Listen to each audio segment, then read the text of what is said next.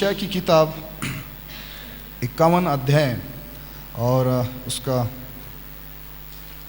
दूसरा, और यह लिखा है कि अपने मूल पुरुष अब्राहम और अपनी माता सारा पर ध्यान करो, ऐसा इस वचन में लिखा है। और लिखा है फिर आगे कि जब वो अकेला था तभी से मैंने उसको बुलाया और आशीष दी और बढ़ा दिया।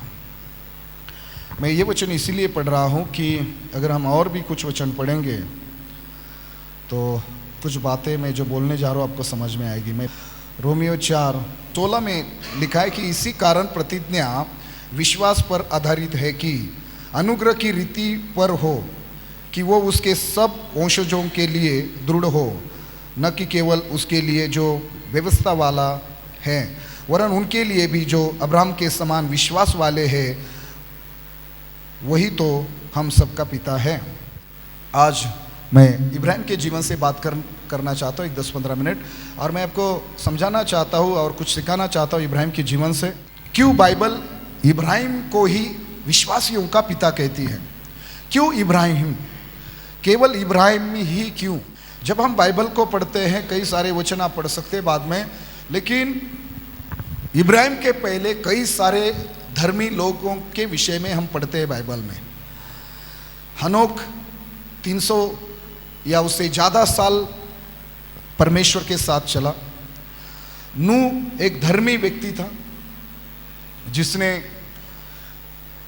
परमेश्वर के कहने के अनुसार एक बड़े जहाज को बना दिया, और बाइबल उसके विषय में कहती है कि उन दिनों के लोगों में, उन दिनों में जो लोग थे, उस समय की पीढ़ी में केवल नूह ही एक ऐसा व्यक्ति था जो परमेश्वर की नज़र में धर्मी था, और परमेश्वर का अनुग्रह नूह और उसके परिवार पर था। तो नूह एक ऐसा व्यक्ति है जिसको परमेश्वर ने उस समय के सारी उस समय परमेश्वर ने सारी मानव जाति को जब जलप्रलय से नाश किया, केवल नूह और उसके परिवार के ऐसे कुछ 8 लोग बच गए थे। तो केवल नूह और उसका परिवार बच गया। तो इतना धर्मी व्यक्ति क्यों फिर हनोक इतने साल परमेश्वर के साथ चला? नूह इतना धर्मी व्यक्ति था अपनी पीढ़ी के दिनों में, लोगों, उस पीढ़ी के लोगों में, तो फिर नूह को क्यों नहीं पिता कहा? क्यों विश्वासियों का पिता नूह को नहीं कहा या हनोक को नहीं कहा, इब्राहिम को ही क्यों? तो उसके पीछे कई सारे कारण हैं। परमेश्वर की बुलाहट है, प्रतिज्ञा है, जो भी सारी बातें हैं। लेकिन इब्राहिम के जीवन से जो बातें मुझे उत्साहित करती है वो सिर्फ 2-3 बातें, 2-3 वचन में पढ़ता हूँ और फिर हम प्रार्थना करके समाप्त करेंगे। तो मेरे साथ निकालिए एक वचन को कि क्यों इब्राहिम को ही परमेश्वर विश्वासियों का पिता कहता है। इब्रानियों 11:8 है, विश्वास ही से अब्राहम जब बुलाया गया तो आज्ञा मानकर ऐसी जगह निकल गया जिसे मिरास में लेने वाला था, और यह न जानता था कि मैं किधर जाता हूँ, तो भी निकल गया। यहाँ इब्राहिम के विषय में गवाही दी गई है कि जब परमेश्वर ने इब्राहिम को बुलाया, उत्पत्ति 12 में हम पढ़ते कि परमेश्वर ने इब्राहिम को क्या कहा पहले 2-3 वचन में, कि उसको परमेश्वर ने आदेश दिए कि उसको अपने पिता के घर को छोड़ना है, अपने देश को छोड़ना है, अपने रिश्तेदारों को छोड़ना है, और परमेश्वर ने कहा जहाँ मैं दिखाऊंगा वहाँ तुझे जाना है। तो उसके विषय में जब बाइबल उत्पत्ति 12 अध्याय में कहती है कि परमेश्वर के कहने के अनुसार, परमेश्वर की बात मानकर जब इब्राहिम निकला, तो उसी बात को इब्रानियों की पत्री लिखने वाला उसी बात का जिक्र करता है कि इब्राहिम को जब परमेश्वर ने बुलाया तो आज्ञा मानकर ऐसी जगह निकल गया जिसे मिरास में लेने वाला था। और विशेष करके इस शब्द पर ध्यान दीजिए, और लिखा है कि यह न जानता था कि मैं किधर जाता हूं। ये बड़ी बात है मेरे प्रियो, उसे कहाँ जाना है ये वो नहीं जानता था, ये न जानता था कि मैं किधर जाता हूं। क्यों इब्राहिम को ही विश्वासियों का पिता कहा गया? ओके, परमेश्वर ने कहा मैं तुझे आशीष दूंगा। वो सारे उत्पत्ति 22 अध्याय हो, 17 या 12 से लेकर सारे 22 अध्याय तक जितने भी अध्याय आप पढ़ेंगे इब्राहिम के विषय में, तो उसमें परमेश्वर ने इब्राहिम का कैसे नाम बदल दिया और उसको कैसे जातियों का पिता बना दिया, सारा का नाम बदल दिया और उसको कैसे सारी इस मानव जाति की माता ठहराया। वो सारे वचन हम जानते हैं या आप जानते होंगे। लेकिन इब्राहिम के जीवन से जो कुछ बातें हमें उत्साहित करती है और कैसे परमेश्वर ने इब्राहिम को विश्वासी लोगों के जीवन की, मतलब विश्वास की कैसे नींव ठहराया है। क्यों इब्राहिम को परमेश्वर ने विश्वासियों का पिता कहा है, आपको ये जानना है, आपको ये समझना है। यीशु मसीह ने भी इब्राहिम का नाम लिया यूहन्ना रचित सुसमाचार में कि अगर इब्राहिम तुम्हारा पिता है, यहूदी लोगों को उसने कहा, तो इब्राहिम की जो काम है, इब्राहिम की जो चाल चलन है, उस प्रकार तुम्हारी होनी चाहिए। तो इब्राहिम को ही विश्वासियों का पिता क्यों कहा है? क्योंकि मैं आसान शब्दों में सिर्फ एक बात कहूँगा, जिस प्रकार इब्राहिम विश्वास का जीवन जिया ना, उस प्रकार मैंने कहा हनोक एक उदाहरण है परमेश्वर के साथ चलने के विषय में। नूह एक उदाहरण है कैसे हनोक एक उसका अपना वो एक धर्मी व्यक्ति था, एक कैसे उसका परमेश्वर के साथ रिश्ता था, उसकी एक अलग पहचान है। नूह एक धर्मी व्यक्ति था, उसकी एक अलग पहचान है। लेकिन परमेश्वर ने इब्राहिम से कहा था कि मैं तेरे द्वारा कैसे कई सारी जातियों को बनाऊंगा, तेरे द्वारा कैसे मैं राष्ट्रों को उत्पन्न करूंगा और तुझे कई सारे राष्ट्रों का या जातियों का पिता ठहराऊंगा। तो परमेश्वर की वाचा सिर्फ इब्राहिम के जीवन में थी, लेकिन विश्वासियों का पिता कहने के कारण, जिस कारण मैं बता रहा हूं विश्वासियों का पिता उसे क्यों कहा गया, वो है उसका विश्वास। जिस प्रकार का विश्वास वो रखता था, जिस प्रकार के विश्वास का जीवन वो जीता था, उसके तुल्य कोई नहीं था, ना उसके पहले ना उसके बाद में। इब्राहिम का विश्वास एक बहुत ही अलग विश्वास था। और ये कुछ वचन हमें उसके विश्वास की लेवल, उसका विश्वास किस लेवल का था, उसके विश्वास की चाल चलन कितने ऊंचे लेवल की थी, वो समझ में आती है कुछ वचनों को पढ़ने के बाद। तो जब ये वचन हम पढ़ते हैं इब्रानियों 11:8 में, तो लिखा है कि ऐसी जगह वो निकल गया कि उस जगह के विषय में वो नहीं जानता था। जब वो निकला, उत्पत्ति 12 के पहले 2-3 वचन के अनुसार, जब इब्राहिम सब कुछ छोड़कर निकला, अपने देश को, अपने पिता के घर को, रिश्तेदारों को, सब कुछ छोड़कर जब निकला, तो इब्रानियों की पत्री लिखने वाला गवाही देता है कि उसको ये मालूम नहीं था कि उसे कहाँ जाना है, बस निकल गया। सब सुन रहे? एक बार जोर से बोले हालेलुया। तो इब्राहिम कहाँ जा रहा है ये उसको नहीं मालूम था, लेकिन परमेश्वर ने बोला है, परमेश्वर ने कहा है, परमेश्वर ने आज्ञा दी है, बस अपना सारा सामान उठाकर चल पड़ा। और इब्रानियों की पत्र लिखने वाला गवाही देता है कि कैसे इब्राहिम, उसको कहाँ जाना ये मालूम नहीं था, फिर भी वो निकल गया। तो ये बहुत महत्वपूर्ण बात है कि अगर कई लोगों के साथ इब्राहिम की तुलना, कंपैरिजन किया जाए, या विशेष करके नूह से, तो नूह सब जानता था। नूह ने जहाज बनाया, नूह के विषय में भी ऊपर 7 वचन में अच्छी गवाही दी है कि विश्वास ही से नूह ने उन बातों के विषय में जो उस समय दिखाई न पड़ती थी, नूह ने भी बारिश कैसे होती है वो कभी नहीं देखी थी। तो नूह ने जब तक जहाज बनाया तब तक पृथ्वी पर कभी वर्षा नहीं हुई थी, बारिश नहीं हुई थी। वो एक बात अच्छी है, लेकिन उसकी तुलना इब्राहिम के साथ नहीं हो सकती, क्योंकि इब्राहिम को मालूम नहीं था कहाँ जाना है, लेकिन नूह को मालूम था कि वो जो कुछ कर रहा है, वो जहाज क्यों बना रहा है, वो नूह को मालूम था। जहाज कैसे बनाना है वो नूह को मालूम था। वो कितने मंजिला होना चाहिए वो नूह को मालूम था। परमेश्वर ने सब बताया था, किस लकड़ी से बनाना है, उसको क्या लगाना है, कितनी खिड़कियां रखनी है, कितने दरवाजे होने चाहिए, वो सब नूह को मालूम था। तो नूह को ये भी मालूम था कि वो जहाज इसीलिए बना रहा है, जहाज कैसे बनाना है वो भी नूह को मालूम था, और जहाज क्यों बना रहा है वो भी उसको मालूम था। उसको मालूम था क्योंकि परमेश्वर ने कहा था जल प्रलय आने वाला है। लेकिन इब्राहिम की बात अलग है, इब्राहिम को कुछ भी मालूम नहीं था। हालेलुया। इब्राहिम को कुछ भी मालूम नहीं था कि उसे कहाँ जाना है, फिर भी वह विश्वास से निकल पड़ा।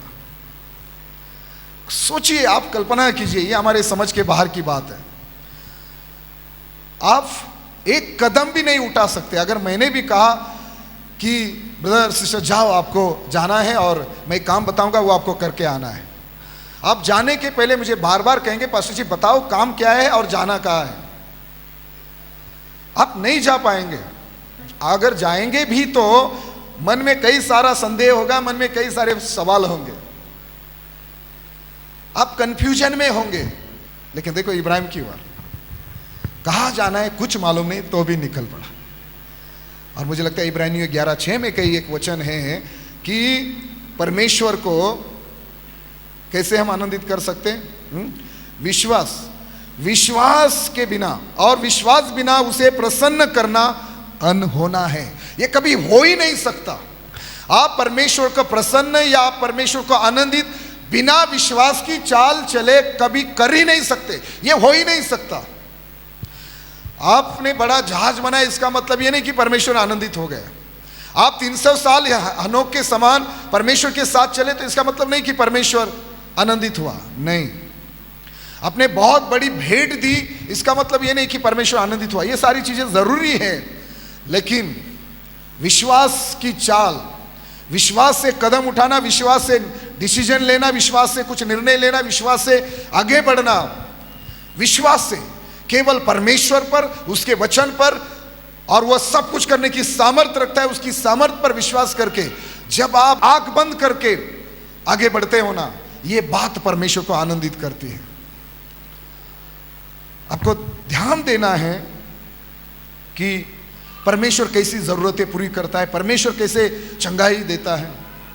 आपको हालात खराब नजर आ सकते, आपको रिपोर्ट खराब नजर आ सकते, आपकी बीमारी आपके खिलाफ चिल्ला चिल्ला कर कहती है कि तू कभी ठीक नहीं हो सकता, लेकिन उसके बावजूद भी इस प्रकार आपको जीना है, चलना है कि मैं, परमेश्वर मुझे चंगा करेगा, मैं नहीं मरूंगा, मेरी ज़रूरतें पूरी होगी, मैं सफल हो जाऊंगा। तो ऐसी बातें जब आप इस प्रकार आप निर्णय लेते हैं, ये परमेश्वर को बड़ा उत्साहित, बड़ा परमेश्वर को प्रसन्न करती है। ऐसी बातें परमेश्वर को आनंदित करती है। मैंने कहा कि अगर परमेश्वर आपके संग है, परमेश्वर आपके साथ है, तो आपको दुआ करने की ज़रूरत नहीं कि परमेश्वर मेरे भाई मेरे साथ क्यों अच्छी बात नहीं कर रहे, वो मेरे खिलाफ ऐसा क्यों है, वो क्यों मुझे गड्ढे में डाल रहे, वो क्यों मेरा अंगारखा छीन रहे हैं, उन्होंने क्यों मुझे बेच दिया, क्यों मेरे ऊपर ऐसे आरोप लगाए जा रहे हैं, मैंने तो कुछ गलत नहीं किया मेरी स्वामिनी के साथ, मैं क्यों जेल में हूँ। तो आपको सवाल उठाने की ज़रूरत नहीं है, और आपको दुआ करने की भी ज़रूरत नहीं है कि परमेश्वर मुझे इस हालातों से बाहर निकाल, मेरी परिस्थिति बदल दे। आपको दुआ करने की भी ज़रूरत नहीं है। क्यों मालूम है? अगर परमेश्वर आपके साथ है तो। परमेश्वर ने कभी नहीं कहा कि आपको समस्याओं से होकर नहीं जाना पड़ेगा, इस संसार में आपको कोई क्लेश नहीं होंगे, कुछ तकलीफ नहीं होगी। लेकिन एक बात है, परमेश्वर ने ऐसा नहीं होने दिया कि वो उस आग के भट्टे में शद्रक मेशक अबेदनगो को वो राजा ना डाले। परमेश्वर ने ऐसा नहीं किया। दिन में 3 बार दुआ करने के बावजूद परमेश्वर ने ऐसा नहीं किया कि दानियल को उस सिंहों की, उस शेरों की मांद में, गड्ढे में ना डाला जाए। क्यों हमें परमेश्वर हमारे साथ चाहिए? उसका कारण ये है कि हालात कैसे भी हो, अगर परमेश्वर हमारे साथ है तो मैंने वॉच नाइट सर्विस में क्रॉस ओवर जो हमारी सर्विस थी 31 दिसंबर की, मैंने कहा, यीशु मसीह ने कहा आओ हम पार चले। अगर उसने कहा है और वो हमारी नाव में है तो कोई आंधी, कोई लहरें, कोई समुंदर हमें डुबा नहीं सकता।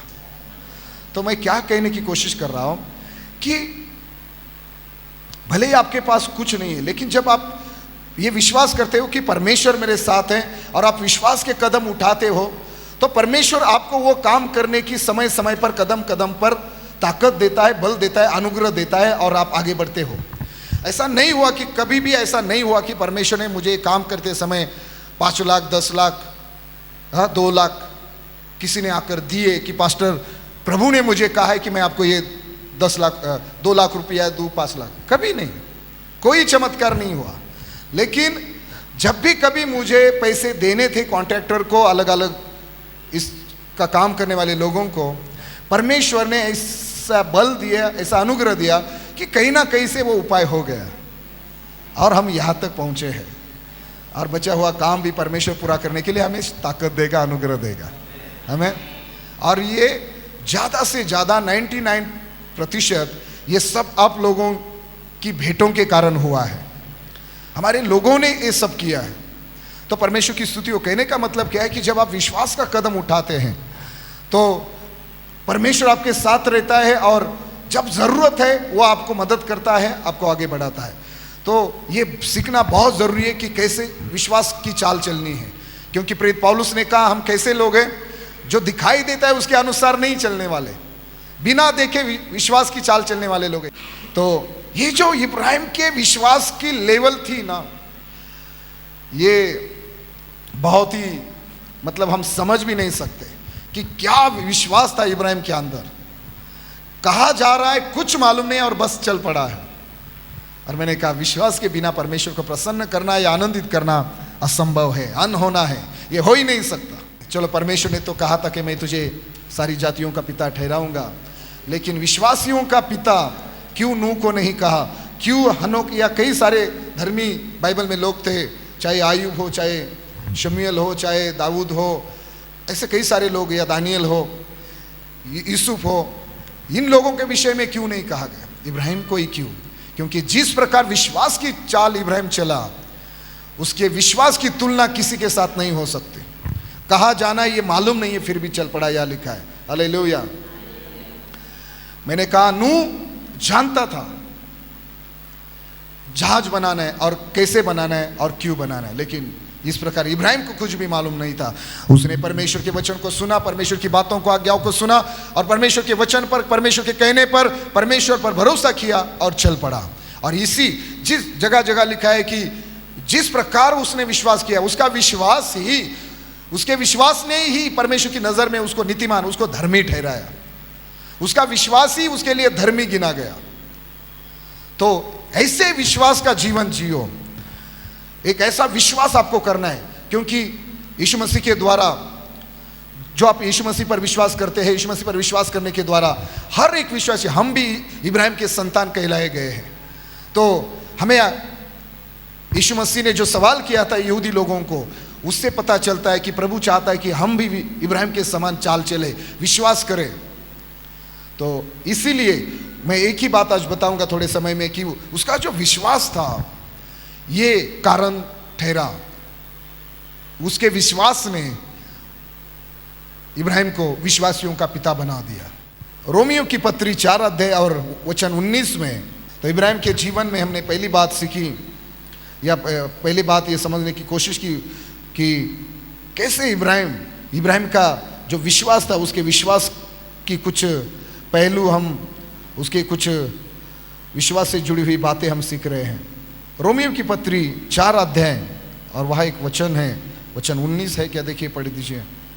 अगर 18-19 दोनों भी हम पढ़ते तो यह लिखा है, उसने निराशा में भी आशा रखकर विश्वास किया, इसलिए कि उस वचन के अनुसार कि तेरा वंश ऐसा होगा, वो बहुत सी जातियों का पिता हो। यह बात वचन की हो रही है।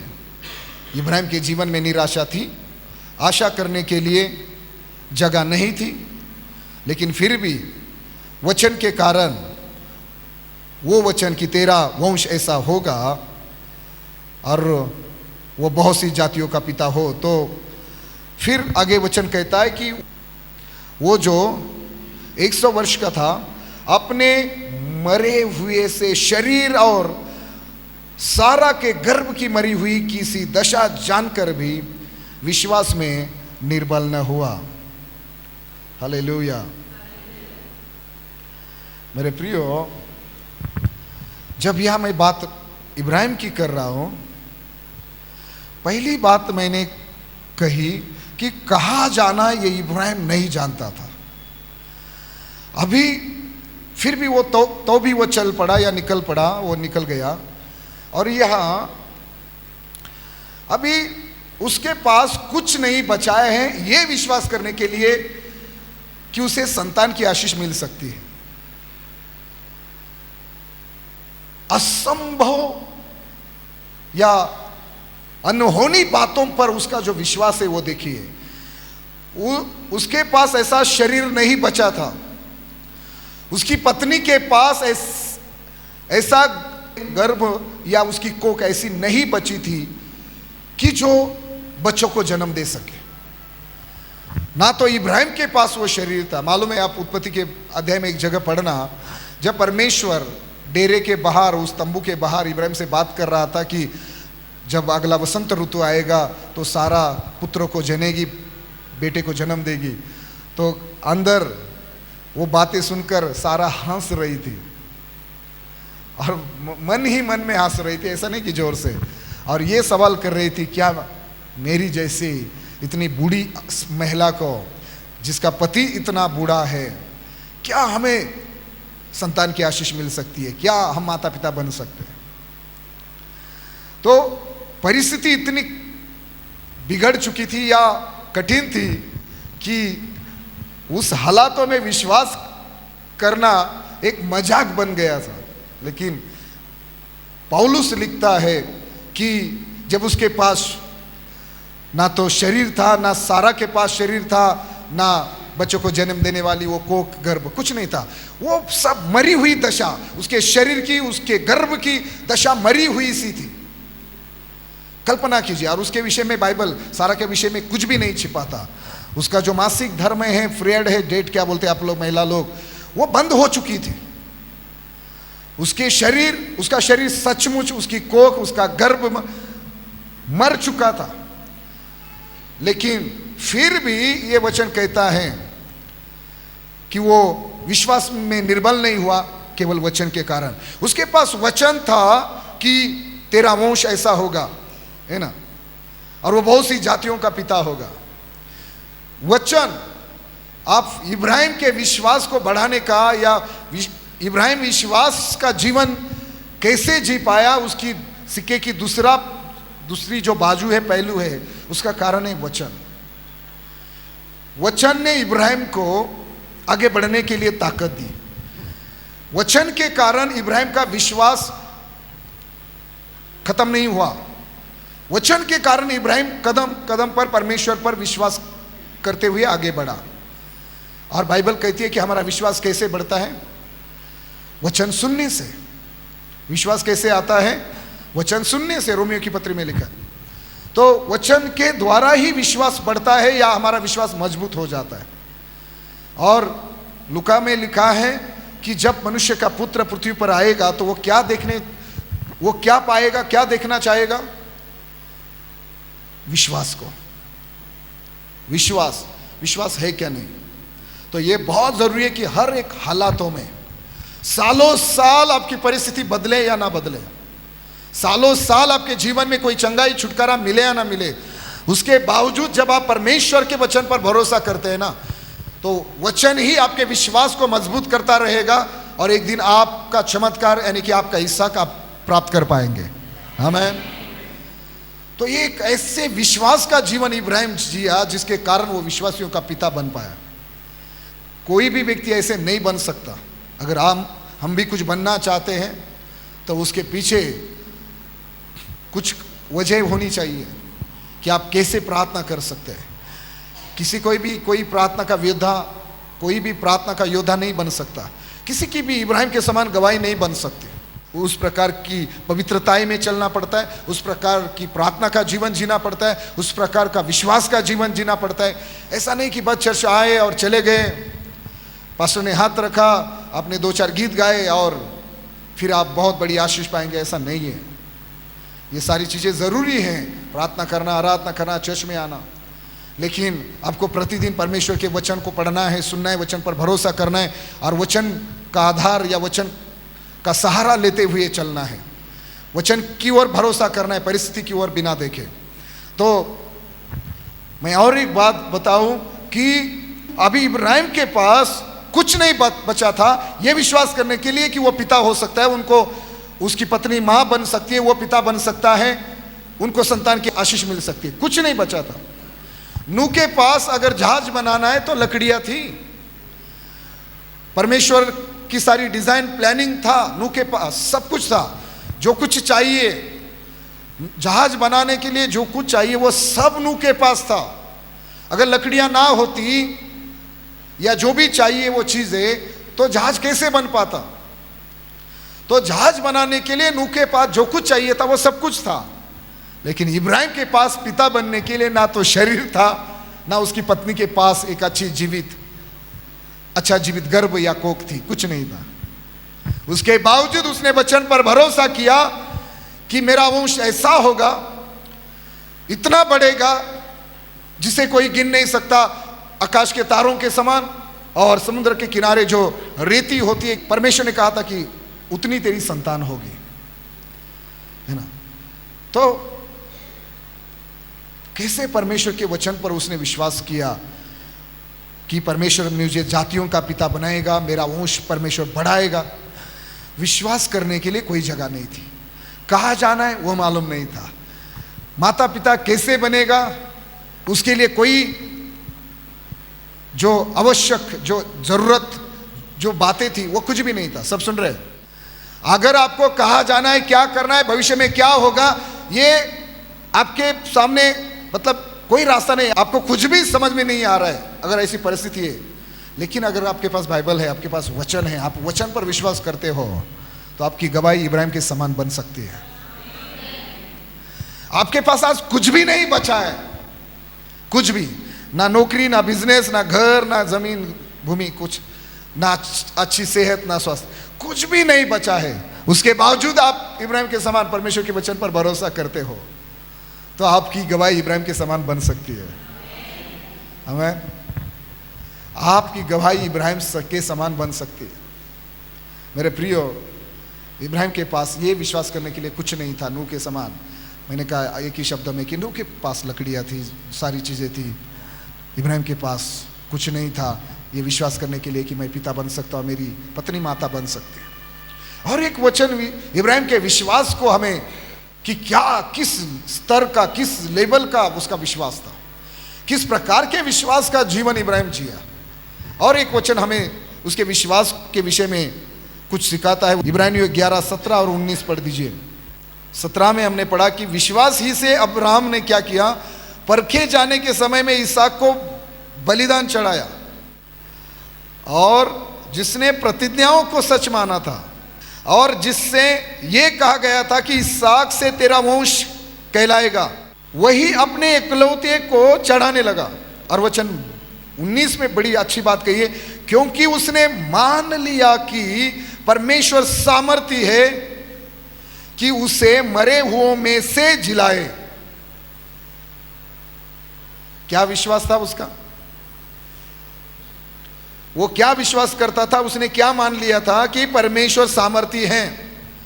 तो यह दूसरा शब्द आता है सामर्थ। परमेश्वर सेकंड लेवल पर आता है उसका वचन, और तीसरे स्थान पर आता है उसकी सामर्थ। आप परमेश्वर को केवल तभी आनंदित कर पाएंगे जब आप परमेश्वर पर, उसके वचन पर, उसकी सामर्थ पर विश्वास करते हो और आंखें बंद करते हुए विश्वास से कदम उठाते हो, ये घोषणा करते हो, ये बोलते हो कि परमेश्वर कर सकता है, परमेश्वर करेगा। आप परमेश्वर को प्रसन्न करेंगे और आपके जीवन में एक बड़ी गवाहियां बनेगी। आपके जीवन में बड़े चमत्कार होंगे जो असंभव है। सुनो, क्योंकि उसने मान लिया कि परमेश्वर सामर्थी है कि उसे मरे हुओं में से जिलाए। उसके पास वचन था कि ऊपर के वचन में लिखा है कि परखे जाने के समय में इसहाक को बलिदान चढ़ाया। उसने इसहाक को बलिदान चढ़ाया ये जानते हुए कि इसहाक से तेरा वंश कहलाएगा, ये परमेश्वर ने कहा है। ये जानते हुए उसको ये मालूम था कि मेरा जो वंश आगे बढ़ेगा वो इसहाक के द्वारा ही बढ़ेगा। आप समझ रहे मेरी बात? इश्माइल भी था, हजीरा के द्वारा पैदा हुआ। तो बात इश्माइल की नहीं है, या इब्राहिम ने यह भी नहीं कहा कि चलो परमेश्वर ने इसहाक की बात की है, लेकिन क्या फर्क पड़ता है, इश्माइल तो बड़ा बेटा है मेरा, तो इश्माइल को ही चढ़ा देते, इश्माइल का ही बलिदान कर देते। ऐसा नहीं किया। लेकिन सुनो, ये जानते हुए कि मेरा जो वंश, मेरे जो घराने का या मेरी आगे जो पीढ़ियां चलने वाली है, मेरे वंश का जो मूल है वो इसहाक है, इसहाक से ही मेरा वंश आगे बढ़ने वाला है, ये जानते हुए भी जब परमेश्वर ने उत्पत्ति 22 में कहा इब्राहिम जाकर वहां इसहाक को बलि चढ़ा रहा है। अभी देखो, ये जानते हुए परखे जाने के समय में इसहाक को बलिदान चढ़ाया, और जिसे यह कहा गया था कि इसहाक से तेरा वंश कहलाएगा, ये जानते हुए कि मेरा वंश तो इसहाक से ही चलेगा। लेकिन अगर परमेश्वर कह रहा है कि तू अपने बेटे इसहाक का बलिदान दे और मैं इसहाक का बलिदान दूंगा, तो मेरा वंश आगे चलेगा कैसा, बढ़ेगा कैसा? आप समझ रहे हैं? उसकी आराधना में, उसकी भेंट देने में, उसके प्रतिदिन की चाल चलन में, हर जगह उसका विश्वास नजर आता है। उसका बलिदान भी विश्वास का था, उसकी आराधना भी विश्वास की थी। उसने कहा अपने साथियों को, अपने दासों को, तुम लोग या गधों के पास, गधियों के पास रुको, हम जाकर परमेश्वर की आराधना करके आते हैं। मालूम है, उन्होंने कहा कि आप लोग यहां रुको। और जब जा रहे थे, वो पहाड़ चढ़ रहे थे, तो इसहाक ने एक सवाल किया था, हमारे पास जो भी होम बलि चढ़ाने के लिए जो वस्तुएं, जो चीजें चाहिए, वो छुरा है, आग है, लकड़ियां है, सब कुछ है। इसहाक ने पूछा था बलि कहाँ है, मेमना कहाँ है? मैं इतना ही कहूंगा, इब्राहिम का बोलना, इब्राहिम का चलना, इब्राहिम का हर एक जीवन का जो भी कदम कदम पर है ना, उसकी आराधना करना, होम बलि चढ़ाना, जो भी है, हर बात विश्वास से वो किया करता था। हर बात में, अरे एक ऐसा विश्वास आप उसकी तुलना किसी के साथ कर ही नहीं सकते, अय्यूब के साथ भी नहीं कर सकते। अय्यूब भी एक धर्मी व्यक्ति था, नूह भी धर्मी व्यक्ति था, दानियल धर्मी व्यक्ति था, यूसुफ था, बहुत लोग धर्मी थे। लेकिन इब्राहिम के विश्वास की तुलना आप उत्पत्ति से प्रकाशित वाक्य तक किसी के साथ कर ही नहीं सकते, और कोई विश्वास का पिता हो ही नहीं सकता। क्योंकि जिस प्रकार के विश्वास की चाल इब्राहिम चला, ये किसी और के अंदर परमेश्वर ने विश्वास नहीं पाया, ये किसी और के अंदर नहीं था। सुनो, उसके पास वचन है। और मैं आपको एक बात बोलूं, अगर आपके पास वचन है ना, और आप वचन पर भरोसा करते हैं, आप परमेश्वर पर, उसके वचन पर, उसकी सामर्थ पर भरोसा करते हैं ना, देर हो सकती है लेकिन चमत्कार आपको मिलेगा ही मिलेगा। आपकी एक पहचान बनेगी ही बनेगी आने वाले दिनों में। यह बहुत जरूरी है, आपको परमेश्वर पर, उसके वचन पर, उसकी सामर्थ पर भरोसा करना है। हालात कुछ भी कहें, परिस्थिति कुछ भी कहे, लोग कुछ भी कहें, आपका शरीर कुछ भी कहे, आपका मन कुछ भी कहे, शैतान कुछ भी कहे, लेकिन आपको कहना है शैतान को कि मेरा परमेश्वर पर, उसके वचन पर और उसकी सामर्थ पर भरोसा है। आपके पास अच्छा शरीर हो या ना हो, अच्छी कोख गर्भ हो ना हो, आपके पास सही रास्ता हो ना हो, आपको भविष्य में कुछ नजर आए या ना आए, परमेश्वर पर, उसके बातों पर, वचनों पर और उसकी सामर्थ पर भरोसा करते हुए आगे बढ़ते जाओ। कुड़कुड़ाओ मत। देखो, निराश तो इब्राहिम भी हो रहा था, विश्वास में इब्राहिम भी लड़खड़ा रहा था, लेकिन बार बार वो वचन को याद करता था, वचन को याद करता था और वचन के अनुसार डिसीजन लेता था। और इस कारण आज हम इब्राहिम की गवाही दे सकते हैं, और हम इब्राहिम को विश्वासियों का पिता बाइबल कहती है। ये पढ़ रहे हैं, सुन रहे हैं, सीख रहे हैं। अभी सुनना लिखा है कि ये वो जानता था कि मेरा वंश इसहाक से ही आगे बढ़ेगा, फिर भी इसहाक को उठाकर वेदी पर रखता है और छुरा उठाता है बलिदान देने के लिए। सवाल ये है कि ये कैसे कर सकता है ये आदमी? ये एक तो मूर्ख है, पागल है, या और कुछ? क्या कहेंगे? वो जानता है। सुनो, आप बलिदान दे सकते हैं, इस प्रकार का सैक्रिफाइस कर सकते हैं, इस प्रकार की ऑफरिंग, इस प्रकार की भेंट दे सकते हैं। आपको मालूम है, ऐसा मत करो, लेकिन बोल रहा हूं ऐसा मत। आपको मालूम है आपके पास सिर्फ 10 रुपये हैं और यहां से आपको राजगुरुनगर खेड़ जाना है, और आपकी जेब में सिर्फ 10 रुपया है, और ऑफरिंग का समय है, भेंट देने का समय है। आप क्या करेंगे? आपको क्या लगता है, आप क्या करेंगे? आप दे पाएंगे? छोटी छोटी बातें देखो, करो मत ऐसा। लेकिन बोल रहा हूं, ये इब्राहिम ने किया। उसको मालूम है सारी आगे की सारी बातों का जिम्मेदार इसहाक है, सिर्फ इसहाक है। इसहाक को ही बलि चढ़ाऊंगा तो फिर आगे सब खत्म, सब कुछ समाप्त हो गया। फिर आपको मालूम है 100 रुपये, 1000 है, 500 है, 5-10 हजार है, वो भी दे दिए तो फिर बचा क्या? आपको मालूम है काम पर जाना, आज के दिन कई सारी चीजों के बारे में आप बोल सकते हैं कि ये जरूरी है, नहीं गया तो नौकरी से निकाल दिए जाओगे, नहीं करोगे तो बड़ी तकलीफ उठानी पड़ेगी, किराया नहीं भरोगे उसके बदले 10वां भाग देंगे, आपको मालूम है फिर रूम से निकाल दिए जाओगे। कई बार हम ऐसे हालातों में फंस जाते हैं ना, विश्वास का कदम नहीं उठा पाते, विश्वास की चाल नहीं चल पाते। लेकिन लिखा है परखे जाने के समय में, कई बार ऐसा समय हमारे जीवन में आता है जो हमें परखता है कि हमारी आराधना, हमारी चाल चलन, हमारी भेंट विश्वास के द्वारा है या नहीं, हम उसे प्रीति रखते हैं या नहीं, हम उसके वचन पर, उसकी सामर्थ पर, उस पर विश्वास करते हैं या नहीं। एक समय आता है सब परखे जाते हैं। चर्च, उसको मालूम है अगर इसहाक को ही बलि चढ़ाऊंगा तो फिर परमेश्वर का वचन कैसे पूरा होगा या मेरा वंश आगे कैसे बढ़ेगा। लेकिन लिखा है अगले वचन में, उसने ये मान लिया था। क्या मान लिया था? आपको मानना है, आपको ये ग्रहण करना है। लिखा है क्योंकि उसने मान लिया कि परमेश्वर सामर्थी है कि उसे मरे हुओं में से जिलाए। ये इसके जैसा पागल पूरे बाइबल में नहीं आप देख सकते। ऐसा कोई विश्वास कर सकता है क्या? एकलौता पुत्र 25 साल इंतजार करने के बाद मिला है, एकलौता। और मालूम है बाइबल में जब इब्राहिम इसहाक को लेकर निकला ना, बड़ी भोर को निकला, उसने जो कुछ वो करने वाला है ना, तो सारा से किसी से भी वो बात उसने शेयर नहीं की थी, किसी को नहीं बताया था। वो जो कुछ करता था परमेश्वर और उसके बीच की बात थी वो। और ये भी यीशु मसीह ने ऐसा ही सिखाया है। ये हाथ क्या कर रहा है इस हाथ को पता नहीं चलना चाहिए, ठीक है ना। ये आज के लोगों की जैसा नहीं, जेब से निकालेंगे पैसे गिनकर ऐसे देंगे ताकि 4 लोग 10 लोग देख सके। सब ऐसे नहीं, लेकिन कुछ है जो समझ नहीं पाते, जिनको वचन मालूम नहीं। लेकिन सुनो, क्या मान लिया था उसने ये मान लिया था। और वो ऐसे पुत्र का जो उसका एकलौता है, जो उसका बुढ़ापे का बहुत ही प्रिय है। ऐसा नहीं कि चलो इस्माइल है, चलो और भी बच्चे हो सकते हैं, ऐसा कुछ नहीं था। बुढ़ापे का पुत्र जिसके लिए उसने 25 साल इंतजार किया था, जो उसके लिए सबसे प्रिय था इब्राहिम को, और ऐसे पुत्र का वो बलिदान चढ़ा रहा है।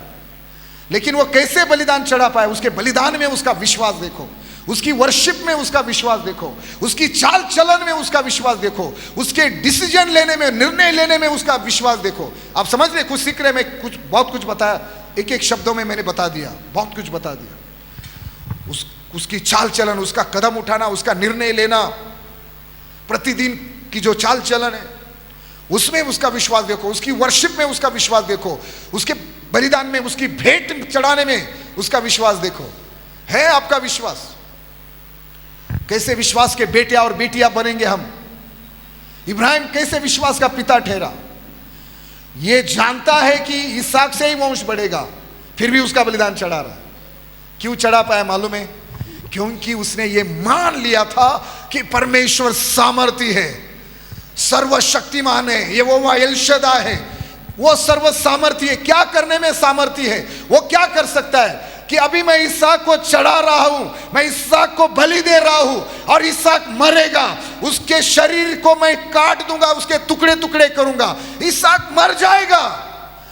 लेकिन ये होम बलि का विधि खत्म होने के बाद चाहे इसहाक का शरीर सिर से लेकर पैरों तक, उसका शरीर उस होम बलि में जलकर पूरा राख भी बन जाए, सब कुछ खत्म हो जाए, उसके बावजूद वापस परमेश्वर इसहाक को जीवित कर सकता है। और ये करने के लिए वो सामर्थी है। ये विश्वास इब्राहिम के अंदर था, इसलिए वो बलि चढ़ा रहा था अपने एकलौते पुत्र का। आप समझ रहे क्यों, कैसे उसको विश्वासियों का पिता, क्यों इब्राहिम को ही, क्यों इब्राहिम को ही? समझ गए आप? बहुत से और भी कारण हो सकते हैं, लेकिन ये मैंने 2-3 जो वचन पढ़े, इसमें से जान जाओ, सीखो किस प्रकार का विश्वास इब्राहिम के अंदर था, किस प्रकार का विश्वास इब्राहिम रखता था, किस प्रकार के विश्वास का जीवन इब्राहिम जिया। आपको ये मालूम होना चाहिए, अगर मैं कुछ भी परमेश्वर के लिए करता हूं, अगर मैं कुछ भी परमेश्वर के लिए देता हूं, और परमेश्वर के लिए अगर मुझे कुछ खोना भी पड़ता है, तो आपको विश्वास करना आना चाहिए कि चाहे मैं परमेश्वर के लिए सब कुछ गवा दूं, सब कुछ अगर मैं मुझसे छीन क्यों ना जाए, मेरी शान शौहरत क्या, मेरा नाम अगर मुझे यीशु के कारण पूरे परिवार से, प्रॉपर्टी से, समाज से निकाल दिया क्यों ना जाए, लेकिन आपको ये विश्वास, आपको इस प्रकार विश्वास करना आना चाहिए कि मेरा परमेश्वर सामर्थ्य है, जो मैंने खोया है उसको वापस लौटाने के लिए, मुझे वापस देने के लिए। हमारा परमेश्वर हमें पूछ नहीं, सिर ठहराने वाला परमेश्वर है। उसने इब्राहिम को कहा था मैं तेरा नाम महान करूंगा, उसने यहोशू की महिमा, थोरवी या प्रतिष्ठा बढ़ाई, वहां जो शब्द है उसने महिमा बढ़ाई, उसने उस याबेस की प्रतिष्ठा बढ़ाई। हमारा परमेश्वर इतना सामर्थ्य है कि जो कुछ आपने खोया है ना, वो उसको वापस आपके लिए लौटा सकता है। वो 4 दिन मरे हुए लाजर को भी जीवित कर सकता है। उस दिन तक आपको विश्वास करने की जरूरत नहीं कि पुनरुत्थान का दिन आएगा फिर मेरा भाई लाजर जीवित होगा। नहीं नहीं नहीं, परमेश्वर आज आपके सामने वो कर सकता है, वो करने के लिए सामर्थ्य है। आपको विश्वास करना चाहिए कि अगर मैं परमेश्वर के लिए कुछ करता हूँ वो बेकार नहीं जाएगा। आज कुछ मैं जो कुछ समय दे रहा हूँ, जो कुछ पैसा दे रहा हूँ, जो कुछ आज मैं परमेश्वर के लिए कर रहा हूँ, जी रहा हूँ उसके वचन के अनुसार, परमेश्वर सामर्थ्य है, उसका बड़ा पारितोषिक, उसके बदले में बड़ी आशीष देने के लिए मुझे सामर्थ्य है। आज मुझे जो कुछ देना पड़ रहा है, आज यीशु के कारण जो कुछ मुझे सहना पड़ रहा है, आपने कुछ खोया यीशु के कारण, आपने यीशु के कारण या यीशु के लिए आपको कुछ देना पड़ा है, विश्वास कीजिए उसकी भरपाई करने की सामर्थ इब्राहिम के परमेश्वर के अंदर है। अगर आप सब कुछ भी आपने खोया है ना, कुछ भी नहीं है, सब कुछ दे भी दिया ना, तो भी आपको वापस उसकी भरपाई करने वाला, वापस आपको जो आपने खोया है ना उससे भी बेहतर, उससे भी दुगना अय्यूब के समान आपको लौटाने वाला परमेश्वर है।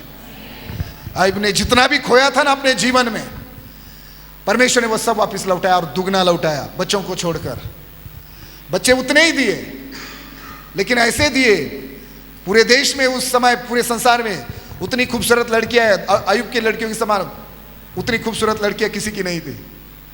वापिस उसको परमेश्वर ने उतने ही बेटे, उतनी ही बेटियां दी, और संपत्ति जितनी खोई थी, अगर उसने चलो मान लो कि 5,000 भेड़ें खोई थी तो परमेश्वर ने उसको 10,000 दिए। ऊंट बैल जितने भी खोए थे दुगना दुगना दुगना दिया। और सबसे बड़ी बात, एक गवाही दी अय्यूब के विषय में, पहले से ज्यादा जो उसका बुढ़ापे का समय है ना, वो परमेश्वर ने बहुत आशीषित किया। ये हमारा परमेश्वर है। जब आप परमेश्वर के लिए, मतलब आपके बलिदान में, आपकी भेंटों में विश्वास होना चाहिए, आपकी आराधना में विश्वास होना चाहिए, प्रतिदिन के चाल चलन में आपका विश्वास होना चाहिए। ऐसे विश्वास का आपको जीवन जीना है ताकि आप परमेश्वर के पुत्र और पुत्रिया कहलाए जाए। हमें तो आज मैंने ये सिखाने की कोशिश की आपको कि क्यों हनोक नहीं, क्यों नूह नहीं, क्यों अय्यूब नहीं, क्यों बाकी के धर्मी लोग नहीं, उनकी बड़ी यादी लिस्ट दी है इब्रानियों 11 अध्याय में। विश्वास के जो योद्धा हैं उनकी लिस्ट, उनकी नामों की जो यादी है, लिस्ट है, वो इब्रानियों 11 अध्याय में दी है। बहुत लोग हैं, लेकिन इब्राहिम के समान विश्वास का जीवन कोई नहीं जी पाया। विश्वास की पीढ़ियों का जन्मदाता या फाउंडेशन, पाया जो है, नींव जो है, वो इब्राहिम है। जिस प्रकार इब्राहिम ने विश्वास से निर्णय लिए, कदम उठाए और जो भी क्रिया की ना, वो कोई नहीं कर पाया, वो कोई नहीं कर पाया। मेरे प्रियो, अय्यूब को परमेश्वर ने एक ही बार कितने सवाल किए? बहुत सवाल किए। मुझे बता ये कैसे बना, वो कैसे बना, तब तू कहा था, है ना। तो आप अय्यूब के साथ भी उसकी तुलना नहीं कर सकते। तो आज आप किस प्रकार का विश्वास करते हो? मैं आपके लिए दुआ करने जा रहा हूं। आप किस प्रकार का विश्वास करते हो? आपकी आराधना विश्वास से है, आपका भेंट देना विश्वास से है, आपका जीवन जीना विश्वास से है, आपका चलना, कदम उठाना, निर्णय लेना विश्वास से है। किस प्रकार का विश्वास का जीवन है आपका? क्या आप विश्वास की चाल चल रहे हैं? क्या आपका विश्वास परमेश्वर को आनंदित करने वाला है? आपने विश्वास की जांच कीजिए। यीशु मसीह ने नए नियम में कुछ लोगों के विषय में कहा कि ऐसा विश्वास मैंने पूरे इस्राएल में नहीं देखा, ठीक है, लेकिन इब्राहिम के साथ किसी को हम कंपैरिजन नहीं कर सकते, इब्राहिम के साथ किसी की तुलना नहीं कर सकते। विश्वासियों का पिता इब्राहिम को छोड़कर कोई नहीं बन सकता। हमें एक ऐसा विश्वास का जीवन जियो जो परमेश्वर को आनंदित करने वाला हो, और मानो कि एक ऐसा विश्वास जो आपके समान और कोई कर ना सके। हमें प्रभु इस वचन के द्वारा आपको आशीष दे। अपनी जगह पर खड़े हो जाएं।